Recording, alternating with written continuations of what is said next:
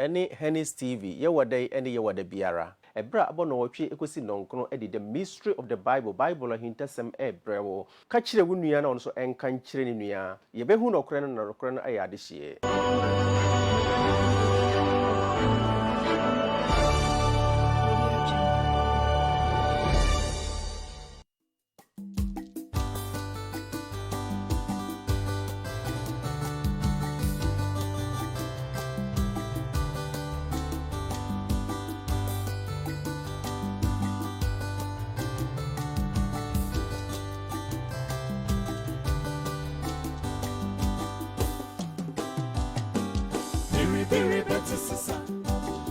Opuna no pese muwachi wadiye boma inuwa Ukomi pweti vinuwa Biri beti sisa Edu opuna no pese muwachi wadiye boma inuwa Ukomi pweti vinuwa Niye wafa furuni Niyo kinka inti yasiye Lena sachira wade Enche yesu bekuwe Niye wafa furuni Niyo kinka inti yasiye Shana sachira wade, enche yesu bebui. Yesu rebo. Hey. Sisa, da zeni sisa. Sisa mene sisa, yosiri ye nuabe. Sisa, da zeni sisa. Sisa mene sisa, yosiri ye nuabe.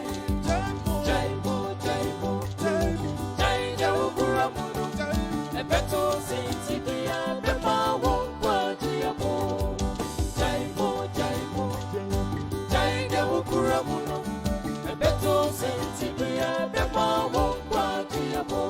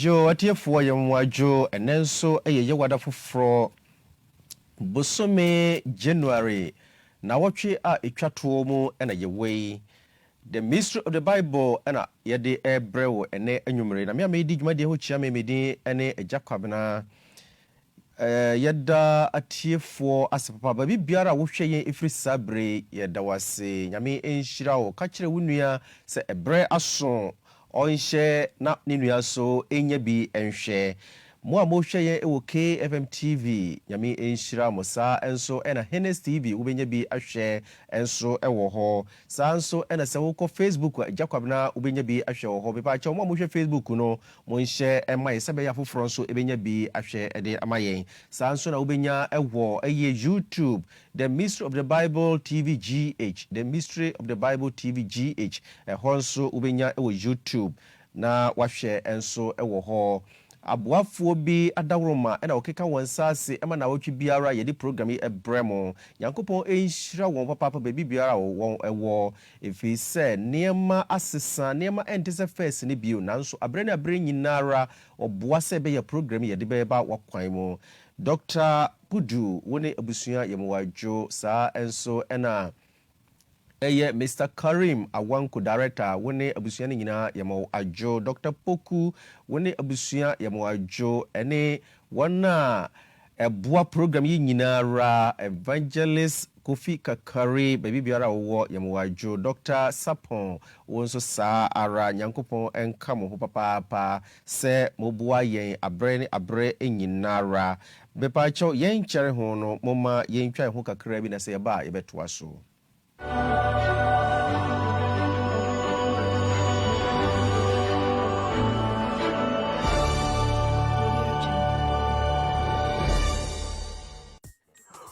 for one per month for ya obey your daddy Juman Diamond, Bribi up to some metal gates, metal balustrade, and in stainless, open metal furniture, burglar proof, metal doors and a burglar proof doors, stainless, papa media, and the Indian Nichemu, our amazing well metals and construction, a one call, one room akache, Uamonane, what to assassin, one person will be a sida Emma war, one person will be electricals, what Jumama war, now one per reliable source, a amazing well metals and construction Awamco and I would do any age remove me part of Awamco forces yeah now we know more como 0246 794032 and 0276 116238 amazing way metals and construction Awamco yeah Awamco there and metals and the construction now last stop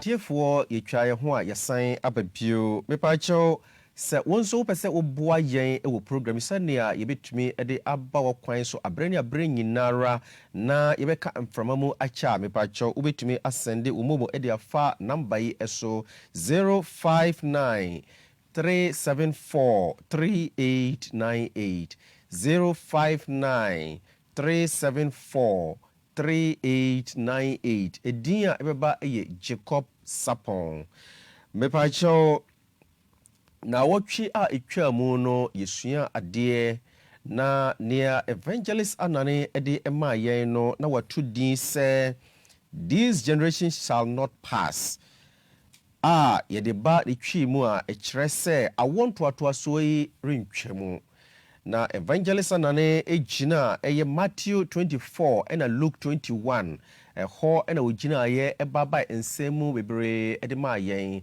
enenso opani kase no ankasa Evangelist Joseph Anane the researcher wado suko ewo Bible mu na onimdi ewo Bible mu enenso owo hasei ode mpensempensemu no besan ede amayen mebacho betimi asende wo comment anase wo view biara ede afa 0553 769373 WhatsApp line me pa chome mfre 0553 769373 Evangelist yamo akwa yo enenso eye da foforo na ye ba betoa eye this generation shall not pass part 2 eno ene ye ba betoa so na ubenya videos binum ahwe enti ma wafidie no ena KFM any Hennes TV Evangelist enenso ye wo part 2 this generation shall not pass edien ena wo edemayen na otwe atwa mu nto aso okay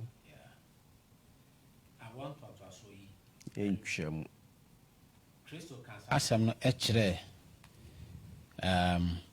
abakasem I want to aso mienu okay baako eye Jerusalem okay baako eye yen yebreso okay sanity I want to aso yi erentwam Jesus ono me nyina ba mu na oka fa wi ase wi ye ho okay megina sa asem iso na mada yahwefo ase yada mwasene emwa mode boa program no sir me pamcho me kan wo TV station afoforo besusu sir na me saka na habiem ya na me ka se kane no yɛkɔ abɔnten sisa machine sisi abɔnten nsuo tɔkora ne ɛbɔ Nyankopɔn mpaeɛ sɛ ɔma nsuo no ntwɛn ne yɛnkasa nwie na yɛakasa yɛapii na yɛanyɛ bi mu abɔ ɛmɔsu ɛnɛ no ewiem asesa ɛnɔɔma asesa yɛntimi nyina abɔnten biem te sika aka ne yɛde kɔ abɔnten no ɛnɛ ne yɛde fa TV so no ɛnti no mo a mobɔ ayɛ no mepaakyɛw ɛkwan ne dwuma no deɛ nsesa ayɛ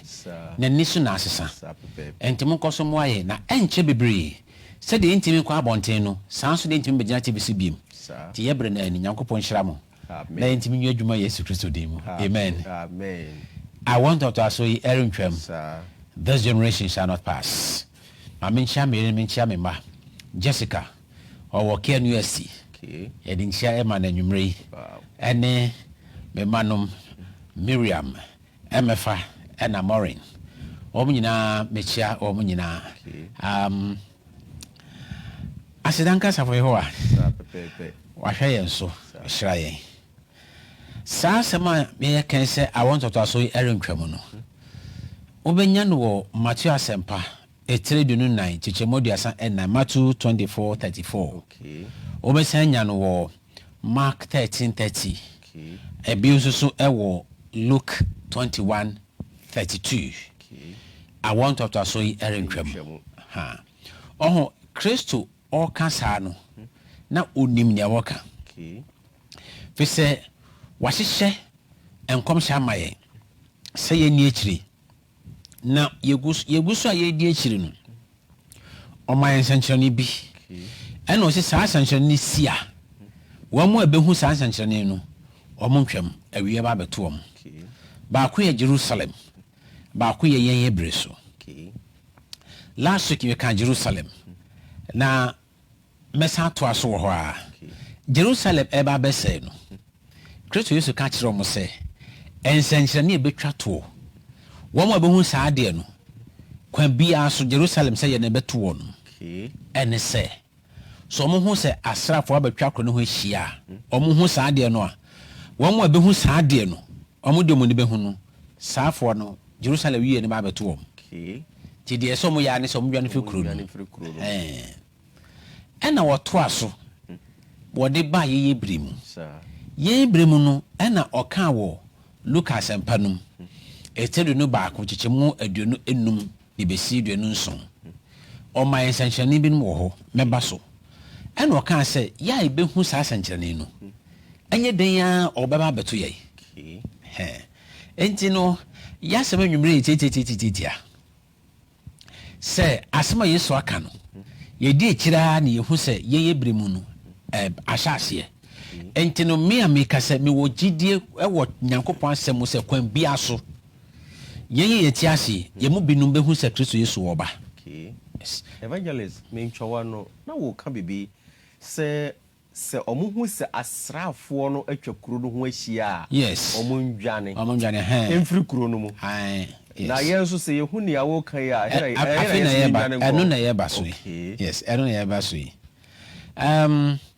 nsankyerɛnne no a Yesu maayɛ no last week mekyerɛ mo sɛ egu mu ahodoɔ mmiɛnsa Kristo ɔka asɛm no nanso so wo a wo kan no wasɛdeɛ sɛ wotimi di ebia ɛto baabi a ɛda ɛfiri sɛ na ɔkyerɛ asuafoɔ no nneɛma a ɛbɛsisi ansa na yɛsɛ Jerusalem nsɛnkyerɛnne a Jerusalem sɛ yɛ akyiri no ɛbɛsisi so ho ansa na wiase wie nso nsɛnkyerɛnne bɛboa anasie enti no ɛsɛ wotimi ho sɛ nsɛm a meka yi ana nsɛm a mekenkan yi ɛno bɛkɔma Jerusalem sɛ yɛ ana Jerusalem sɛ yɛ n'akyi ana sa afɛ wie na nkasa sɛ na Yesu ayɛhyɛ no enti meka sɛ wobɛnya no okuo wobɛtumi aboa no into 3 groups ɛdi kan meka yɛ sɛ ɔfɛ ɛdi kan no anaasɛ nsɛnkyerɛnne ahodoɔ no woboa no a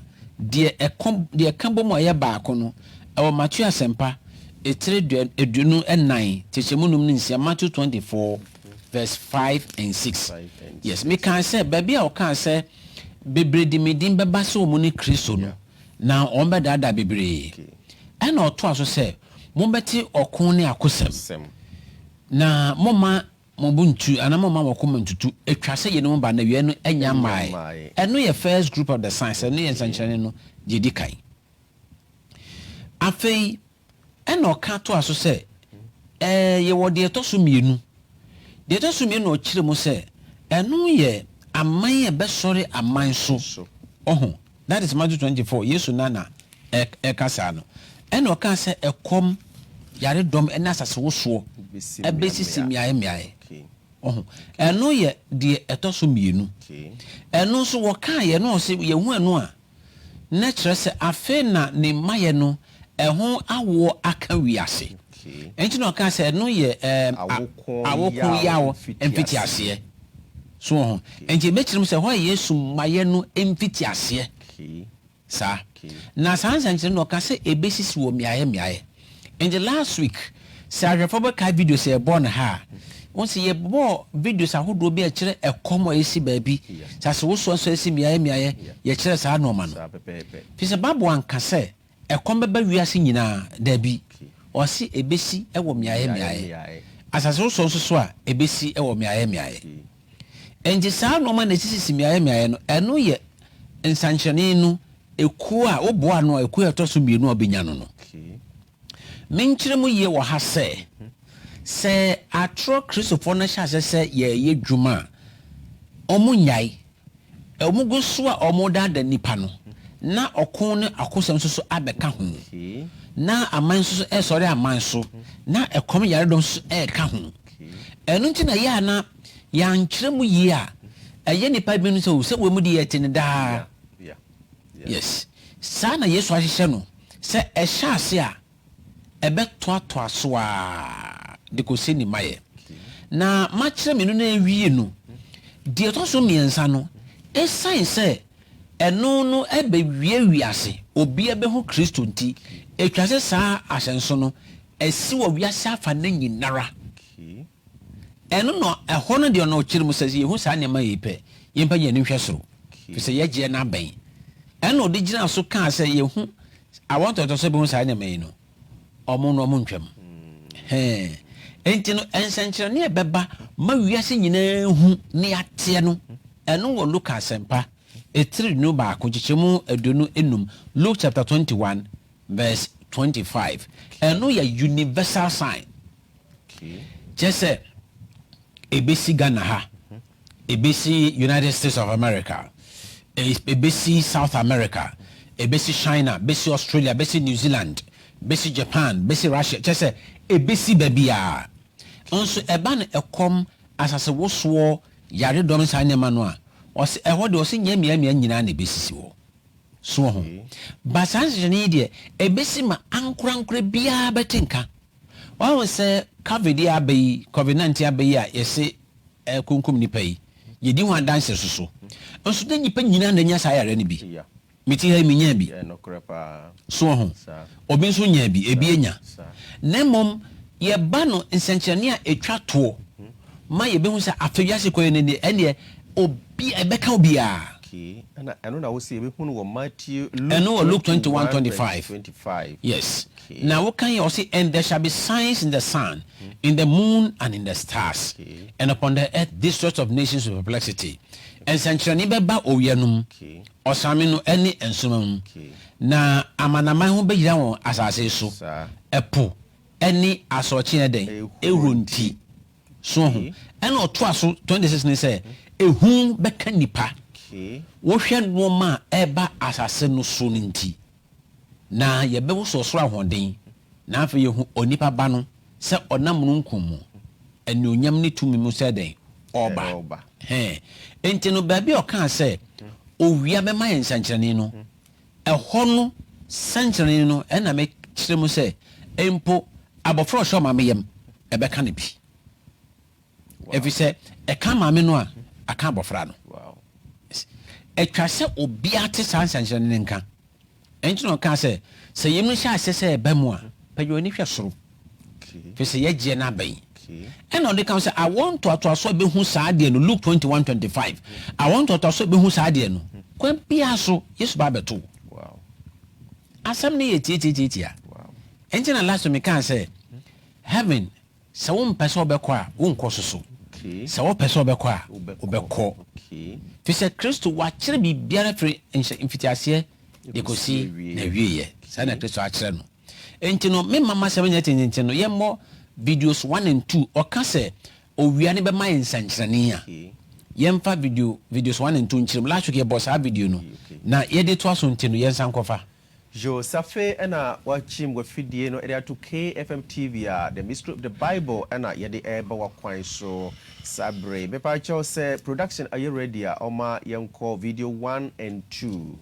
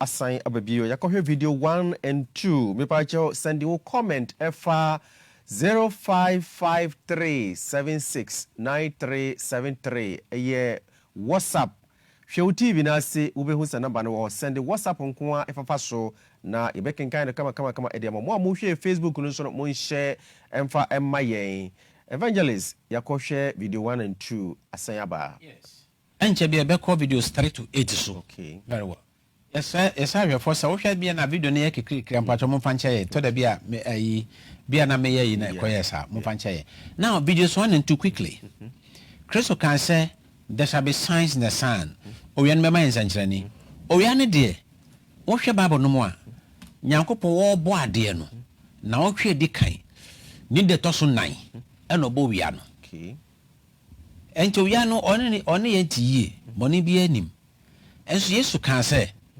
se obeba owia no be man nsankyerani se wia ne be kasa wo hwe animations na ba no a eno ye de abode mu nyasapefo akɔhwɛ de abrɛ yɛn wow na mo kyire mo sɛ ɔmo atrase ya ehunu sɛ owia no ayi suban bi edia ɔmo hu bi da ɛwɔ wiase abakɔsɛm ɛnto sɛ wɔmo edi wiase ɛmo hye no etu hɔ no ahyase na mo yɛ blue blue no kyerɛ sɛ ekoyie na efi bɛyɛ the year 2000 ɛba no sɛ na afi na yɛ red pa na yɛ kɔkɔɔ pa ɛhɔ na kyerɛ sɛ afi owia na no ayɛ den two videos ɛbɔ nyinaa saa pɛpɛpɛ ɛnti no owia na no yɛ den saa no ɛhɔ na Bible kyerɛ sɛ yehu saa de no a ye behu saa de no ye hya sempagya ni hwɛ soro pese ye gya ne eba enti me pesa hwɛfo ti ase se the scientists for aka no almost say from the year 2000 eba nyina no enkoyie enhye da enkoyie enti owia na ebo no on say yeso hyehyɛ no ma no ɔka sɛ owia no bedi kan abo na amanama bɛgyina wasase so epo ani asɔkye a ehuru nti epo so no Nyankopɔn bɔ epo agyaye ansa no bɛbɔ nipa na so wia ne man sankyerɛne a ɛyɛ den na epo so no ɛho bɛka video sɛ ba ne bɛdi ho adanse enti no yɛmfa video sɛ to aso no 3 4 5 6 7 8 yɛmfa enkyerɛ yɛ kasa mu yo say production are you ready yemre ntino yenkore ntentem kakra video 3 to 8 sa na yem evangelism pankyerɛ nsɛmu emfa mayen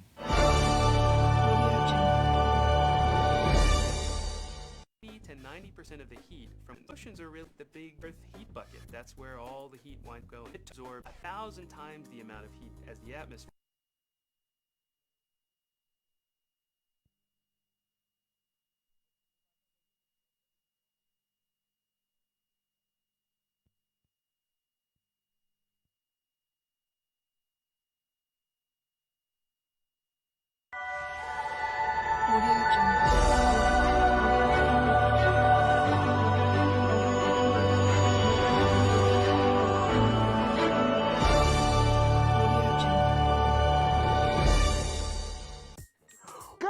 Wompa manfo ya wabɛyɛ wɔ dade dwuma de ama wo biribi ate sɛ metal gate metal balustrade ɛne ne stainless open metal furniture burglar proof metal doors anaa ɛna burglar proof doors stainless papa bi deɛ a ɛne ɛnyina deɛ ne kyerɛ mu ɛwɔ amazing way metals and construction awamko wɔnom akakye wo amonone wato asase wopɛ sɛ obi esi dan ɛma wɔ wopɛ sɛ obi yɛ electricals ho adwuma ma wo a na wopɛ reliable source a ɛyɛ amazing way metals and construction awamko ɛna wode wani ɛkyerɛ mu mepɛ so fra awamko fosisiɛ na wone wɔmmɔ nkɔmmɔ 0246 794032 and 0276 116238. Amazing way metals and construction awamko yeah awamko deɛ ɛyɛ metals and construction na last stop Ghana for wompa manfo ya wabɛyɛ wɔ dade dwuma de ama wo biribi ate sɛ metal gate metal balustrade ɛne ne stainless open metal furniture burglar proof metal doors anaa ɛna burglar proof doors stainless papa bi deɛ a ɛne ɛnyina deɛ ne kyerɛ mu ɛwɔ amazing way metals and construction awamko wɔnom akakye wo amonone wato asase wopɛ sɛ obi esi dan ɛma wɔ wopɛ sɛ obi yɛ electricals ho adwuma ma wo a na wopɛ reliable source a ɛyɛ amazing way metals and construction awamko ɛna wode wani ɛkyerɛ mu mepɛ so fra awamko fosisiɛ na wone wɔmmɔ nkɔmmɔ 0246 794032 and 0276 116238. Amazing way metals and construction awamko yeah awamko deɛ ɛyɛ metals and construction na last stop Ghana for wompa manfo ya wabɛyɛ wɔ dade dwuma de ama wo biribi ate sɛ metal gate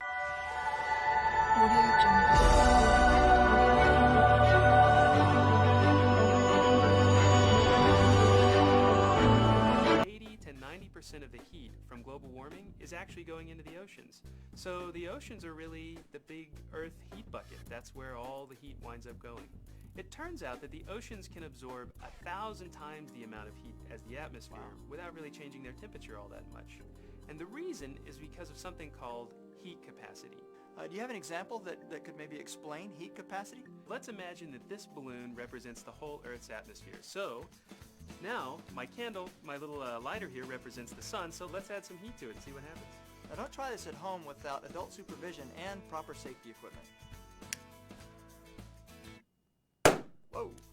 So obviously the heat capacity of air is very low because it didn't absorb any heat at all. Well, that's right. Almost as soon as we put the candle to the balloon, it exploded. And the reason is because since the air inside the balloon... The oceans. Yeah, let's do the oceans. How about a water balloon, Steve?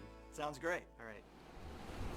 All right, Steve, so this balloon filled with water represents the oceans, and my lighter here represents the sun. Let's put some heat on it and see what happens. Wow. obviously it's absorbing a great deal of heat. Right, so you feeling the heat there, Steve? I am.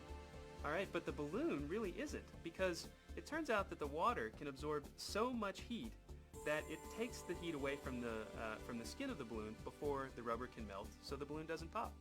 Excellent example. So the water has a tremendous ability to absorb heat, and if that's an analog for our oceans, that means our oceans are absorbing a lot of heat as well. That's right, they sure are, Steve.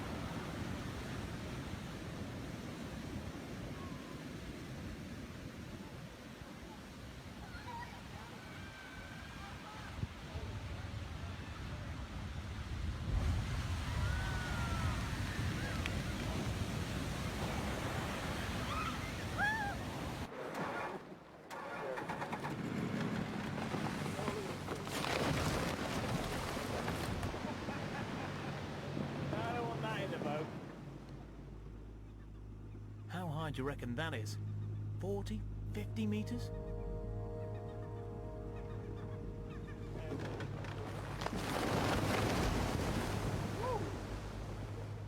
Feel the spray?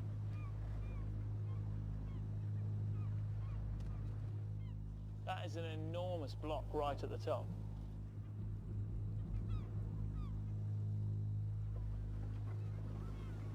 That whole front is going to go at some point.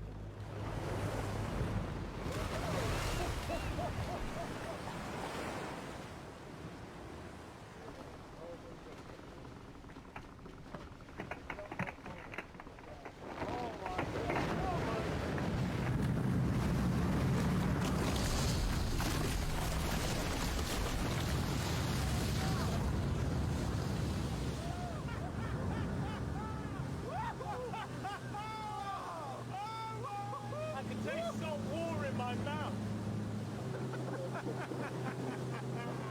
That was amazing. Oh, look at the wave. Oh my hat, as they say.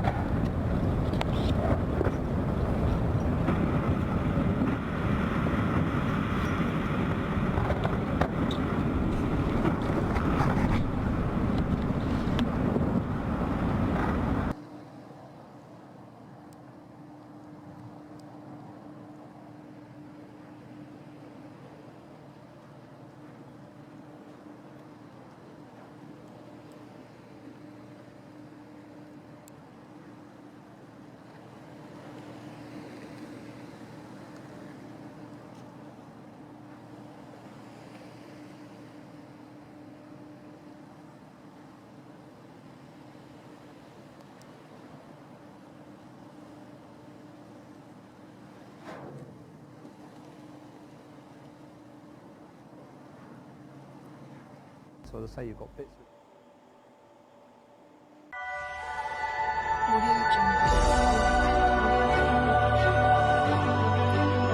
Evangelist video CD hu papa o. Wow. Bible text back open the echere mu no. Wow. Luke 21 verse 25. E ho pen na me yenwi ye kra. Wow. Wiase we nyina ho ne wo. Enti na Yesu ka se ya e behu sa de no. Yempa je no hwesoro. Wow. Enti metia na mani agye nyina no. Mani agye se yen ena de babo aka no. Ye na edi ho adanse. Wo mo wo ko ne de omo percent ka obenya nso wo anya. Ye de duru ye so aseden ka rade. Look, one videos are two batches ye boy in second batch we no. The one kuta balubi no. Last week me boss have video no. On for be heat capacity. O we are na airborne no.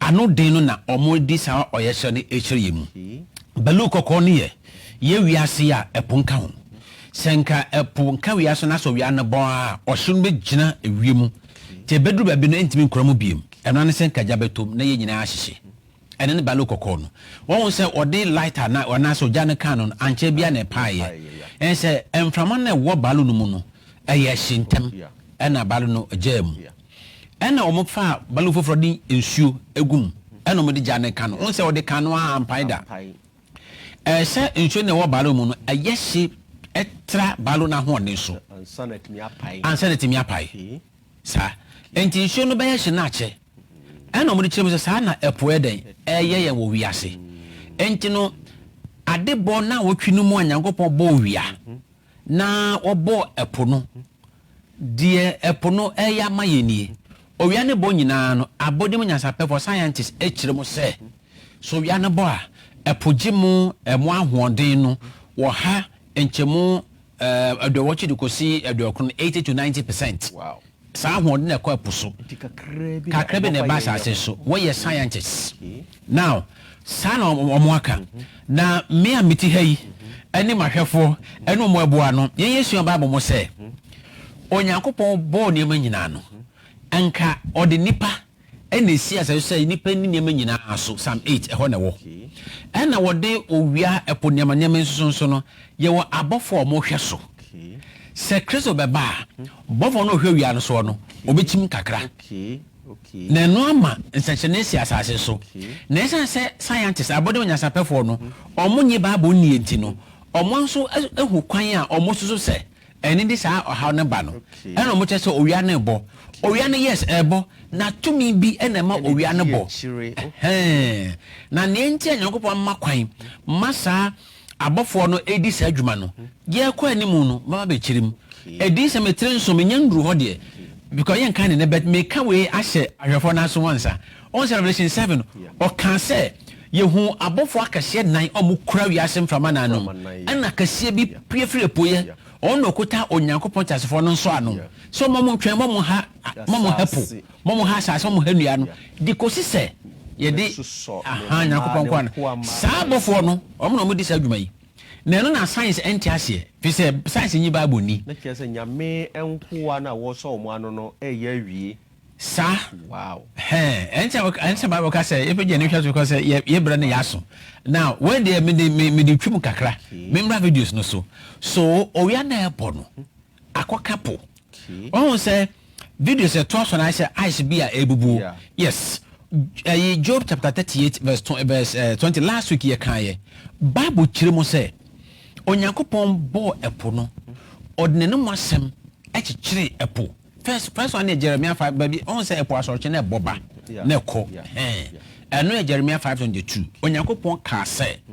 asorche ne ba ebegu anwea no so ne nsa nko enti na ye yi sa video say asorche ne pagya se den ebegu anwea ne so a e wo say san ko eno ya pam onyankopon ne po Jeremiah 5:22 ana Kristo kire say se wiase bekwa wie ya sa pam no epo bebo so enti na o ka kire say epo ni na so ochi a ewrunti na ice na ehun se edwirigo no ne nyina ya ponsuo no fi se ade bomfiti ase na nsuo ne wasa ase na ne so enya kopon de no masem kan nyina kogo fa akọ na yepo ena dwo bo kire se o de ne no masem so etintim nsuo no mansuo no ye ice block etsi ho free ti se pepo efiri sa abre no na abofo na edi dwuma no amma owia no bo Bible mu science so kire se owia na na ebo se ye de owia no bo no ye be kirem ye de science be kirem ye de Bible so akasa enti no omo susu se owia na ebo no ena ne ice no enti ena ne ice no sa no a na eden egu apum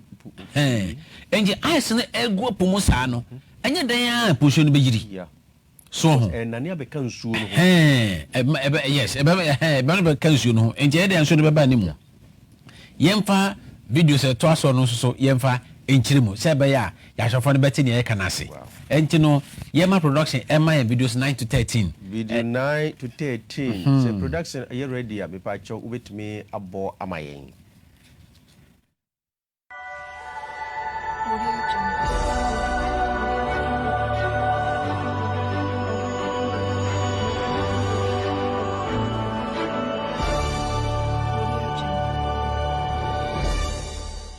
imagine losing my own home and having to tell someone, oh, it's vanished, my home doesn't exist, my home is washed away because of climate change. Hi, I'm Ikwan Riva. I'm the producer of the episode Jakarta Sinking. Jakarta is one of the fastest sinking cities in the world.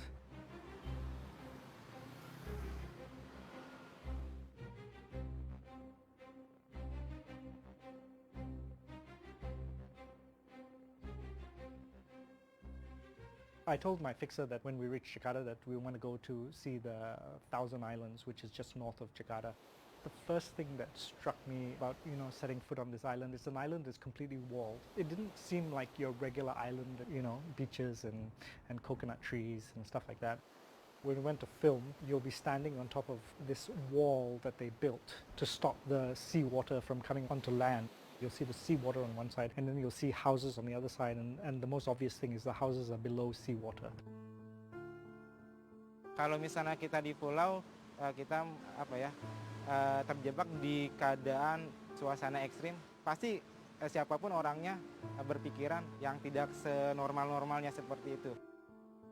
I was speaking with one of the profiles that we met here, and he said, well, this used to be where the Dutch had their first outpost in Indonesia, and it was on this island, and half of it had disappeared. For me, it was disheartening in some sense to see that history is being washed away by climate change. And then I meet the locals there, and then they told me that the island was being reduced by half, and to further protect it from any more erosion, the authorities built this wall around it. Kiribati, a nation of 33 islands and atolls in the central Pacific Ocean. From the sky, it looks like a tropical paradise with every shade of blue and green imaginable. But from the ground, it's a different story, and pay attention to what I'm about to tell you because it's very important. By the year 2100, a time when many of you watching this will still be alive, the country of Kiribati will be completely submerged underwater. This was a seawall right there? Yeah, that was a seawall. But why is it so small now? It got washed away by the waves. The waves washed away the seawall. That was a house? Yeah, problem is I don't know where are the people now. Did they move because of the tide? Yeah. You can actually see that because their remains are here. When was there land here? Maybe around 5 years ago. And now it's just empty. Yeah, it's just empty. There's nothing there. More than half of its 100,000 residents live on the main island called South Tarawa, which has a peak altitude of 3 meters. Hey Drew, did you bring your oxygen mask? No, why, man? This is the highest point in Kiev. Which is only a few meters. There's the sea right behind us, and the road is right here. The island has one narrow road that connects most points, and everything runs through it. Food, water, buses, school kids, workers, you name it. But the problem is that this road is getting close to be wiped off the map. So we're here on the main road, and you can see the sand that comes right up to the tar, because last week? Yeah, last week. The waves came all the way up. They were forced to drive on this side of the road. Many people are talking about climate change like it's so far away in the future. Well, guess what? It's already happened here in Kiribati, and we need to find a solution to protect the lives of 100,000 people. It's truly heartbreaking to witness because they are some of the warmest and friendliest that I've come across in the Pacific. Do you speak English? Yes. What's your name? My name is Maro. My name is They live right on the crossroads of the equator and the international dateline, which means they are the first people on Earth to watch the sunrise every morning. They are also the first community to feel the real impacts of climate change. All our lives we've been dependent on the ocean. We got food from it, we got work from it, and now it seems possibly we could die from it. Sad. The rising ocean has broken through freshwater ponds, destroying crops and forcing villagers to evacuate. Can you tell me a little bit about the rising water levels and how it's affected your personal home here? Yeah, there's been increases. So like, is he forced to leave his home? At the moment they're not forced to leave, they're just forced to elevate where you can see it. Is he physically building the wall himself? Yeah. When did he start noticing that this is actually a problem? Yeah, he doesn't really remember clearly, but he says like it was during the 2010, and then they felt like there was an increase in the tide. Got the pile of bricks over there. So like this is considered part of the wall? Yeah. But wouldn't the water come through there, I guess? Have you noticed any change in the rising sea levels? A little bit? Because right now, the trees are getting affected by the sea, so it's coming over their wall. There was a time when they noticed that like the water was like really hitting hard on that side. Here's a new term for you, climate refugees. I'm saying it now in 2019 while many of you may be shaking your heads, but watch this video in 30 years and we can talk again. To prevent becoming a climate refugee, the Kiribati government has been sending locals to Australia and New Zealand for jobs where they start adapting to life outside Kiribati.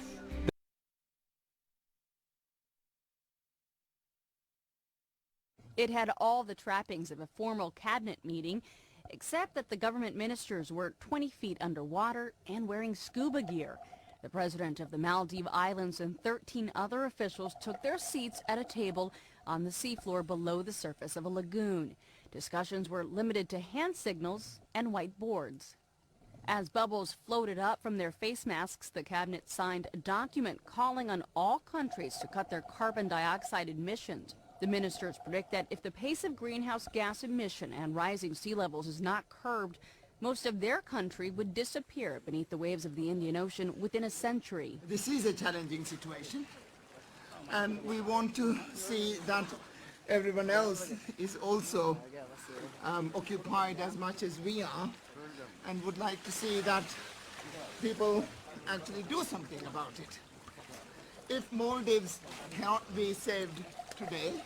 So far, what is going on here right now? Oh, it was Tuesday when the CIB started roughing. So we all don't know. It will be stopped next. But when the day break tomorrow, Wednesday, it was worse. And Thursday, it was very worse. Now, the CIB been carrying the sand to bury our houses. That's why I'm sweating this morning to remove the sand to protect my house. That's what is going on in Angra Beach. So I mean, looking at it, are you telling me that all these things was not here before? No. Even up to now, as I'm digging, I don't reach the natural sound yet. As I'm digging here, I don't reach the natural sound. So you all find it very difficult. Even if you were not being born here, you cannot sleep inside. Even some of my rooms, we chisel it to make the hole inside. If you can you can go and see it. To everybody Ghanaians to see that this is what Angra Beach people have been faced. Was it to allow the water to go out? Yes, because you fetch and tide, so you have to chisel the room. So that the water, if you like, we can go in. So we video it to everybody to see what is going on at Angra Beach.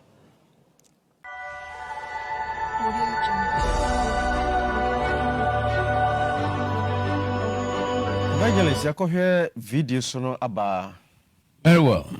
One was say epono yiri saa no ejina asase se ni pati ase se epono ahada na wo enyankopon kan no koe ena Kristo se oba be fa ya kwa epo be san begina asase na wo de e mai won kakra na Yesu one say enkuro no a epo fa wo no Jakarta, Indonesia ye boy no wo hwe Kiribati eno so ye boy no ono po de say no ekromoa no akaka kwan ba akopɛ 1 ene da kuru no wow na eno nso no mo kyerɛ sɛ epo no gye na eno ano no wow eto so bio ba bia nka omodo no monya ayi enombaye edie kakra no epo agye ho asase eno ke say no se enam no kwa no mo wie ewo pum pese wonya asase no wado adua bibi o de buntumi nua hwe wow enje ade kye no pa enam ukoda enam kyerɛ sɛ enam kwa no mo wie sa because epo no no mote enti de mutimi ya ne se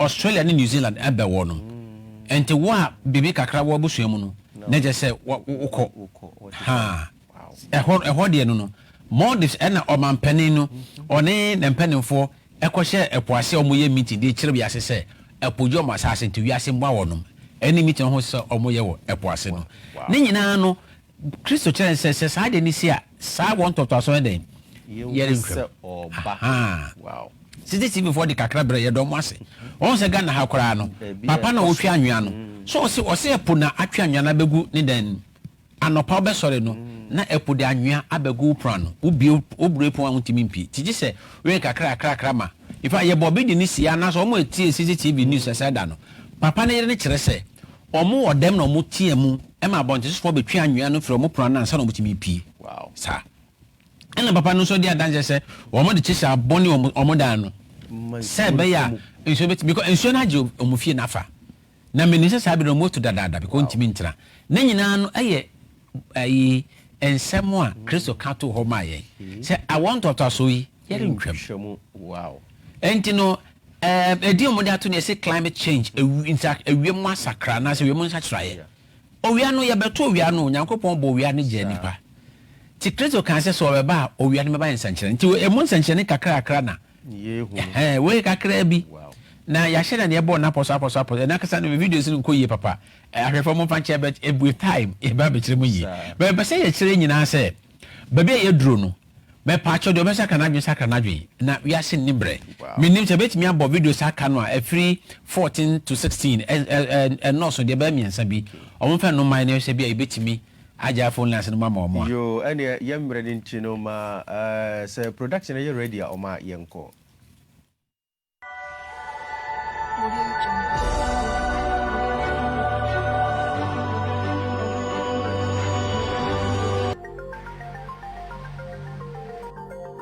Water is life, free-flowing natural gift, but of limited time. In the food we eat, the clothes we wear, our daily activities, water has a vital role to play. We take it for granted that we have water, and then if we do have water shortages, it's 3 months only. Our world is made of 70% water, but only 2 to 3% is fresh water, or it can be used for human consumption. Is there enough supply of water in the country? Village in Pasig have been suffering from lack of water. Not have known about the climate crisis. It has a lot to do with food. A new report conducted by the Intergovernmental Panel on Climate Change warns that if the crisis is not addressed, things like rising temperatures, extreme weather, and land degradation could trigger a global food crisis. Let me just tell you a bit about this. More than 100 scientists involved in the report took a close look at two factors: how agriculture would be affected by global warming and how food production could actually contribute to climate change down the road. The United Nations panel concluded that if average global temperatures rise 2 degrees Celsius above pre-industrial levels, climate-related risks to health, livelihoods, food... Now to a dire warning about climate change. According to a new report, experts say that we have until 2030 to avoid catastrophe. It also says if unprecedented changes are not made and made soon, there will be irreversible damage to the planet. The report focuses on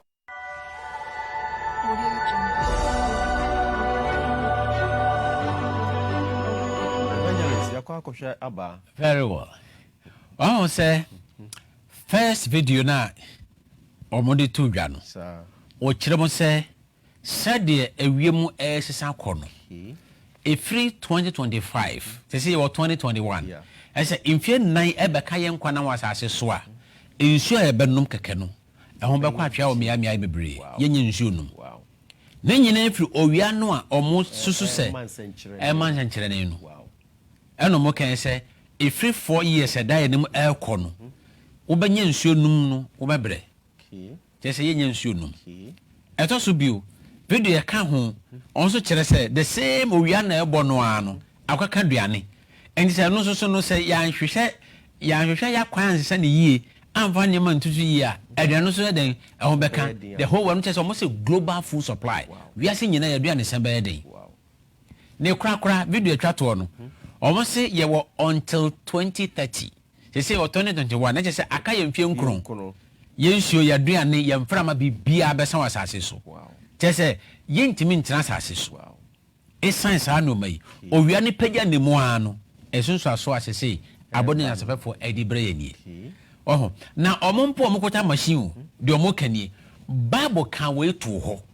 Mfie bebrebe. Sa yenya ebe hu sa ne mai no. Sa want to so no erentwam ti nienti a adisua yato de se I want to so erentwam no enie membe sa ya hwefo se ye ba wiase da be no se epo eni obi abeda ne dem pen na wotu nipa na frin dem wo de bisa won atiti po ado na hwe na so gede foforo beba my mo sha se mbisa sa aseboyi se we yete ne he da be na ehu aka wiase no mo aka se se no ya nhwe ne mayi a yenye nsuo no won se Kristo ka se ehu bɛka nipa santi no masisi no ama ehu aka nipa ɛna ɔse amanaba ho bɛnyina wɔ asase so no kora so na nyinaa no ɔmo aka brɔfo bi sɛ climate change ewiem nsakyerɛeɛ tina meka saa nsankyerɛn de esi a obia bɛte nka bi na ahyɛhyɛ nie enti no wɔyɛ ne gyesɛm meda nyankopɔn sɛ wɔn nyinaa ɛbɛ mu fi sɛ amanfo super bible na kyɛ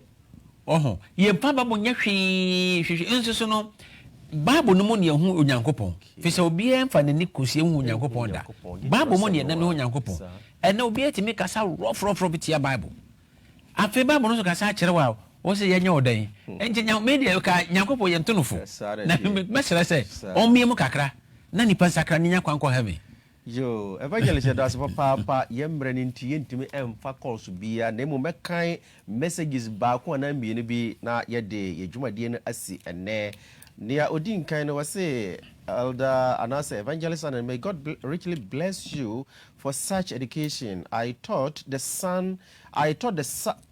sign would have happened in every part of the world. This is what some of us don't understand, and we argue that since it has not happened in our country or areas, we thought the second coming of Christ was not near. Thank you for such education reveal. We also need Eddie Samuel Adu Jamfi Agunam Kwanta and Odi Efri Ebaye. We so say. Good evening, men of God. Please, which of these three signs is considered as the Great Tribulation? And please, if you can repeat the verses. Where so Isaac, Joe, Deborah was say Ajamano Lakeside, a whole and the free abaye, and yeah, we so say. Evangelist, God bless you. And also Elizabeth Oyibi and also Efri and also Ede Ebaye. Facebook Bibre Abaho. When so say I am enjoying the program, but we be free there or share you free there one for amma. Messages in the doors and answer yemrenusa. Enti yedi ebesi ha na nyame ya adoma da sene yebesi atoa so hwe na channel so say bibi eba na ewu kura mu no jaimu anyesa ebetu sintidua. Evangelist, what's some itwato na yemfa yedwumadie emra ewiye?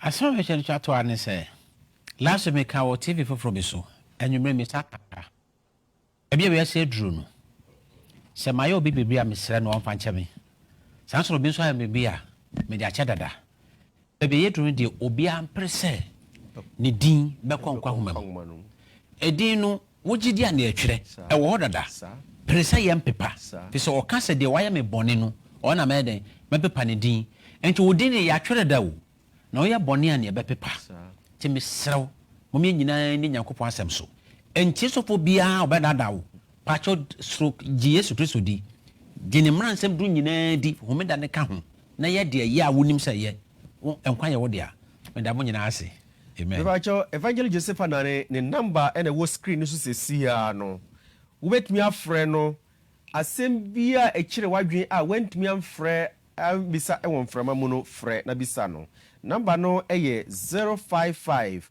357 4933 055 357 4933 ɛno ne Evangelist Joseph Anane ne number.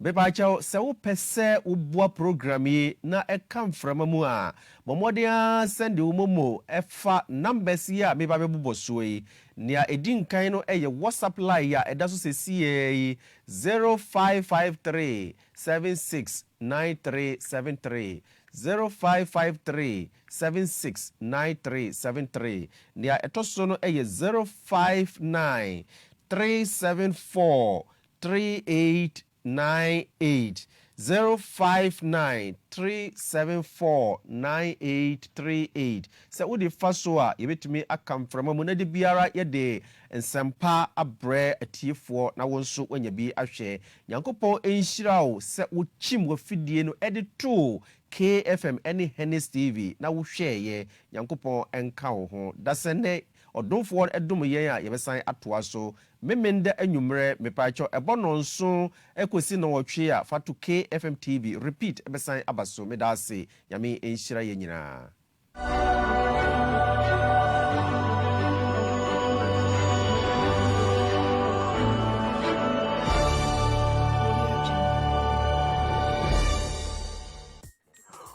For one per month for ya, obey your daddy Juman Diamond, Bribi up to set metal gates, metal bullet street, and in stainless, open metal furniture, burglar proof, metal doors, and a burglar proof doors, stainless, pop media, and the engineer nature, our amazing well metals and